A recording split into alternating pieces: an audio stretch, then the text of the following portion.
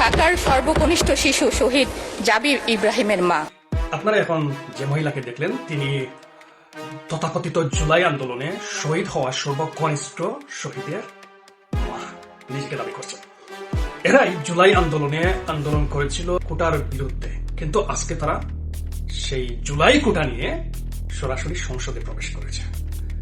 আগের কোটায় হয়তোবা মুক্তিযোদ্ধাদের পরিবার কিছু চাকরির সুবিধা পেত, হয়তোবা কিছু ভাতা পেত, কিন্তু এরা সরাসরি সংসদে গিয়ে বসেছে দেশ চালানোর জন্য। দেশের জনগণের ভাগ্য নিয়ে এরা কিভাবে খেলা করছে, এটা 2024 না হলে, এই তথাকথিত জুলাই জঙ্গি আন্দোলন না হলে দেশের মানুষ আজকে বুঝতে পারতো না।